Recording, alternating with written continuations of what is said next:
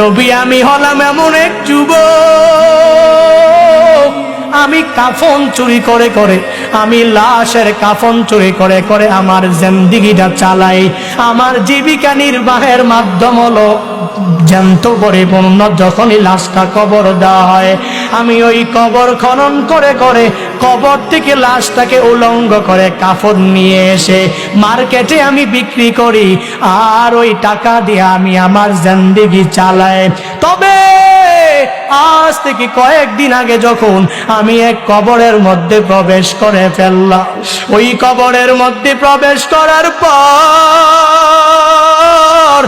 আমি তাকায়া দেখলাম, যখন আমি ওই কবরের মধ্য থেকে কাফনটা চুরি করার জন্য লাশ থেকে কাফনটা খুলে ফেললাম, হুজুর আমি তাকায়া দেখি এক যুবতীর লাশ। আমি লাশটা দেখে আর নিজেকে ধরে রাখতে পারি নাই, শয়তানের প্ররোচনায় পড়ে গেলাম। এমন এক যুবতীর সাথে জেনা না করে আমি পারলাম না। হুজুর আমি কবরের মধ্যে কাফনটা পরিপূর্ণ খুলে ওই যুবতীর সাথে আমি জেনায় লিপ্ত হয়ে গেলাম। হুজুর এখানেই শেষ না, আমি জেনার কাজ শেষ করে করে এই কাফনটা নিয়া যখন আমি কবর থেকে উঠতে শুরু করলাম, তখনই গাইবি আওয়াজ আমার মনে হলো আমার ওই বোনটা আমাকে বলতেছে, এরে যুবক, কোন এলাকার তুই যুবক? বিন্দু মাত্র পরিমাণ ভয় কি তোর মাঝে নাই? আমার পরিবার আত্মীয় স্বজনেরা আমাকে এখানে রেখে গিয়েছে, কত সুন্দর ভাবে গোসল দিয়া আমাকে পবিত্র, কত দামি কাফনের কাপড় দিয়ে আমাকে এখানে রেখে গিয়েছে। কাল কিয়ামতের ময়দানে আমি সবার সাথে পবিত্র অবস্থায় উঠবো, এজন্যই রেখে গিয়েছে। ওরে যুবক, তুই আমার সাথে কেমন কাজটা করে ফেললি? এতগুলো লাশ, এই লাশের মাঝে তুই আমাকে অপবিত্র অবস্থায় রেখে রেখে কোথায় যাও? ওই যুবক ডাক দিয়া বলে, পয়গম্বর আমার গুনাহ এত বড়, আমি ওই কবর থেকে আসার পরে আমার মনে চিন্তা ঢুকে গেল, আমি আর কাফন চুরি করব না।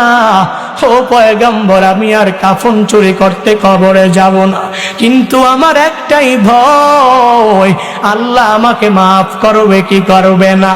নবী আমার বলেন, এর যুবক, তোমার গুনাহের পরিমাণ কি এত বড়? মানুষ কি এই পরিমাণ গুনাহ কি করতে পারে? যুবকের বুঝতে আর বাকি নাই, আল্লাহ মনে হয় মাফ করবে না। নবীর দরবার থেকে দৌড়াইয়া বিশাল এক পাহাড়ের চূড়ায় চলে যায়। পাহাড়ের চূড়ায় যাইয়া আমার মালিকের দরবারে শুধুমাত্র কান্না করে আর বলে, হে মালিক, সাহাবায়ে কেরাম সরায়া দিয়েছে, নবীও আমাকে বলেছে বড় গুনাহ।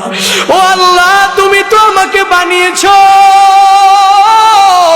তুমি যদি আমাকে মাফ না করো, আমাকে ক্ষমা করার মতো কেউ নাই।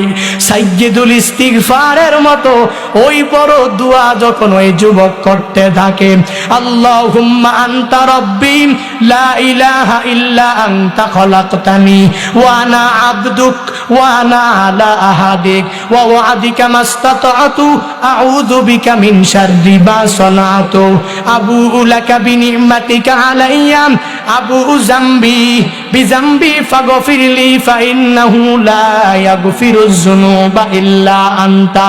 ওই যুবক শুধুমাত্র আল্লাহর দরবারে এই বলে কান্না করে, হে মালিক, আমি জানি আমার গুনাহের পরিমাণ অনেক বড়, তো আল্লাহ তুমি তো আমাকে সৃষ্টি করেছো, তুমি যদি মাফ না করো, আমার মাফ করার যার কোনো জায়গা নাই, আমাকে ক্ষমা করার মতো অ্যাবিলিটি কারো মাঝে নাই। ও আল্লাহ, তুমি তো তোমার বান্দাকে বানিয়েছো, ও আল্লাহ তুমি তো